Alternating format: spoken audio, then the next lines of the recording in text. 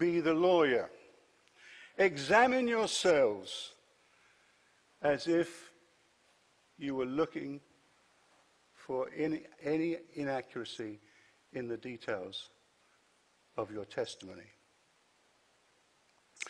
Mr. Spurgeon said it well when he observed, "Never was there a rogue less trustworthy or more deceitful than your own heart."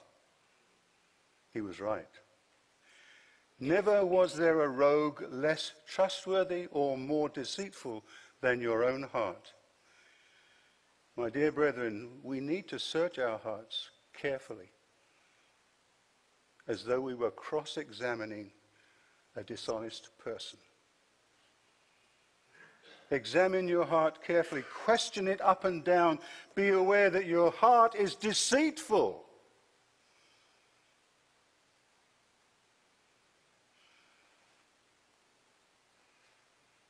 Your heart will try to twist and turn and look for loopholes and excuses.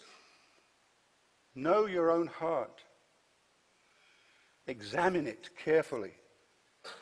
Do not trust it, because our hearts traffic in pretense and self-deception, especially where sin is concerned. Now, those may seem like harsh words. I don't mean them to be, but I speak for myself that they are true for me. And I hope you begin to see why the apostle says, "But let a man examine himself, and so let him eat of the bread and drink of the cup." Self-examination, brethren, is a requirement before we gather to the table. But we're not only to examine ourselves, our text calls us to the task of testing ourselves.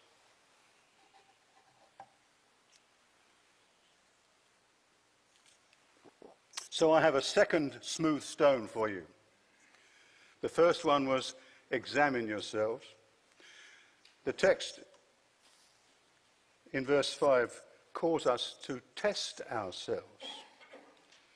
This has the sense of diligently checking out the product. Just like a salesman might invite you to test the many mattresses in his showroom to see which one you're most comfortable sleeping on. Or the car salesman who invites you to take it for a spin to see how well she goes, how fast she flies. Testing is involved with actually getting into the car and driving it. You see, it's not enough to examine the mattress in the showroom or the car on the lot. You need to have a test run. You need to prove it on the highway so that it really does do what they say it will do.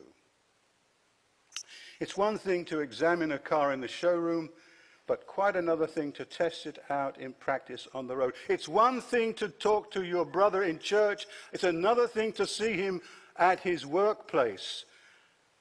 And how does he do there? And so, my brethren, I call you to consider how well you do in your walk of faith, where it really matters. Test yourselves in the arena of your daily life. Are you for real? When you are in the world, are you the same as when you are in church? Do men know whose you are and to whom you belong? Are you a man known for your walk of holiness? Test yourselves as to your faithfulness in conducting family worship, having private devotions, keeping a pure mind and a holy tongue. Test yourself before you come to the table, brethren, before you take the bread and drink the cup. Am I for real? Do I meet the test?